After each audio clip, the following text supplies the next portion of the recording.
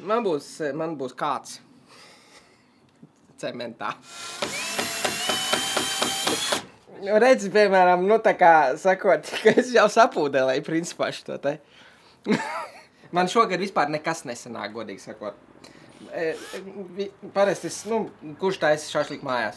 Es taisu. Kurš viņu cep? Es viņu cepu. Kurš mēģina iekurināt grilu? Es. Šogad nevienu reizi, kas esmu mēģinājis, neesmu varējis iekurināt grilu. Es noēdu zīpolus. Tad pārējiem, kas var. Bet redz, mēs vēl dzīvi esam.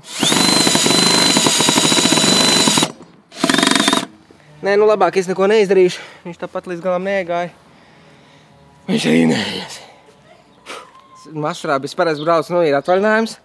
Un tad jūlijas jau tāds ļoti slikts laiks priekš spinningošanas ir. Bet es braucu vienkārši ar tēvu kopā plezīri pēc. Pēdējā man spinningošana beidzās, ka es salauzu kātu. Man liekas, ka es ļoti lielu zivu velku, izrādās, ne, tas bija kaut kas baļķis. Tas ir arī tāds, tas ir veselīgs process, jā, tu esi svaigā gaisā, tev višķiņa adrenalīns ir par to, vai tu kaut ko noķers, un ko tu noķers, un kā tu noķers. Autosports, jā, autosports man arī ļoti patīk. Gan tas vairāk tas drift sports patīk. Rallijas, protams, ir foršs, jā, bet tad parādījās tas drifta bums, un tur man kādreiz bija tas BMW, protams, ar aizmugur piedziņu. Un tad jau vajadzēja braukt kādreiz uz kaut kurienu, kur tas tā legālāk ir. Mūzikas komponēšana pats par sevi arī. Tāpēc man ir pilns ar visādām ģitārām. Tā arī ļoti laba tēma ir. Parasti tas, kas varētu būt tāds salīdzinājums, sieviešu somiņas, vai ne? Viņai vajag tādu somiņu, vajag šitādu somiņu, vajag tādu somiņu. Un Džeki parasti, paši kam tev 100 somiņas? Somiņi paliek somiņi. Nē, tas dar pie tādas kleitas, tas dar pie tādas kleitas. Loģiski? Loģiski. Ģitāram ir tieši tas pats. Vajag ar tādiem noņēmējiem, ar šitādiem noņēmējiem. Vajag ar tremolo, bez tremolo. Vajag 7 stīgu, vajag 8 stīgu. Vajag katrai situācijai savu lietu. Man? 7 kaut kādas. Man vēl vajag. Ģitāra tas ir no agras bērnības. Es nezinu, kas tas par fenomenu. Bet, ka bija kaut kādi mūzikas klipi, ko pa televizoru rādīja, un tad bija sarkanas ģitāras, zilas ģitāras un elektriskās un viss kaut kas tam līdzīgs, un tas tā ļoti iesakņojās. Un tad, kad tētis, vai viņam bija kaut kāds mēģinājums, vai viņš kaut kādu tur ierakstu taisīt, es paņēmu, un mammai bija tāda suka, un tas iedomājies, ka tā ir ģitāra, un tas stāvēja blakus un spēlēja.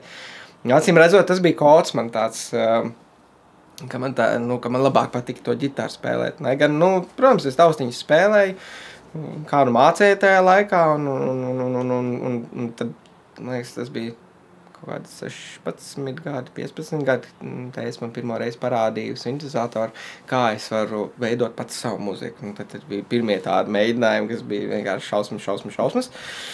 Pirmie braucieni uz koncertiem bija, tad es man bija sarakstījis harmonijas, viņš man bija parādījis, kā tās harmonijas jāspēlē, un jā, tad jau tas bija tāds jau tā kā nopietnāk. Bet, protams, tās sirds jau ilgojas pēc tās elektriskās ģitāras, es skan stilīgi, tur visu spēlē, un es domāju, ka es arī tā varēšu, jā. Un tad dzimšanas dienā es tiku pie savas pirmās elektriskās ģitāras, un man bija kombīts, un viss man bija baigi forši, un tad bija jāiet zāģēt, un nebija varianti. Un tad jau pēc tam Leļu teātrī iestudēju Pepiju Garzeķu, un tad tur bija jāspēlē ģitāru, un vēl Eršozītē bija jāspēlē ģitāru, un tas vēl tā kā uzlika tādu uzdevumu, ka jārok. Un pagaidām man ļoti patīk tas, kur es esmu aizgājis, cik daudz es esmu apgūs, arī ar to pēdējo Jelgavas iestudējumu. Tas ir tāda liela skola bija, tie tehniska skola. Bet es vēl neesmu nogājis ceļu, man vēl ļoti daudz ko mācīties. Kāpēc aktieros? Kas no manas tilta konstruktors nebūtu sanācis noteikti. Bet ņemot vērā to, ka jau no īstenībā gadiem 14 bija tādi lielāki uzvedumi, un tas bija lieldienu uzvedums, kas notika vēl toreiz operetes ēkā. Tad tajā laikā viņš laikam bija jaunatnes teātris vēl. Un tad toreiz ar Daci Skadiņu aktrisi, viņa tā kā apzināti vai neapzināti man jau sāk stūrēt tā kā uz to Leļu padarīšanu, un man jau bija kaut kādas tādas mazās lietas, ko es darīju. pilnīgi sīkumi, tur, nezinu, tur Rūķis Kikī, tur runā kaut ko vai kaut kāda darbība, un tur burbuļi jāpapūš vai kaut kas jāpietur. Nu, tādi mazas lietiņas, bet, nu, nekas nesākās no ja, viss jau sāks no maziem sīkumiem. Es stājos vispār iekšā uz dramatisko. Toreiz uz Žvertiņas un Krīlo kurs bija, un tur es tiku diezgan tālu.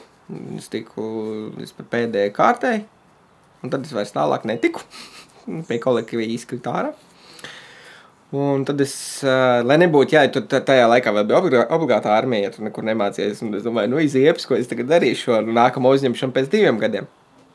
Un tad mums paziņa ieteica, ka ir kultūras koledžs, un ka tur varētu pamēģināt. Mēs uz turieni, ko tur varētu mēģināt, mēģinās uz amatieru teātra režisoriem.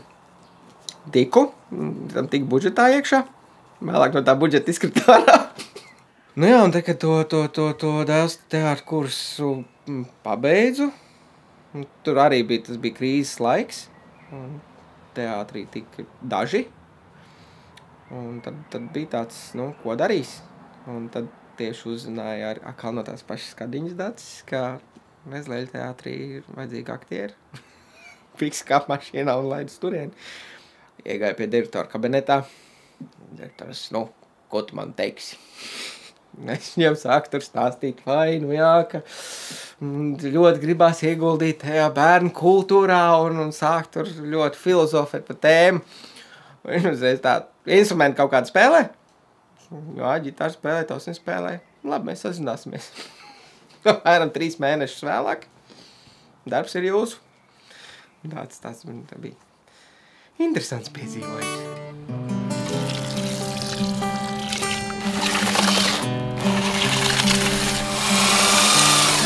Beigās man viss dzīves.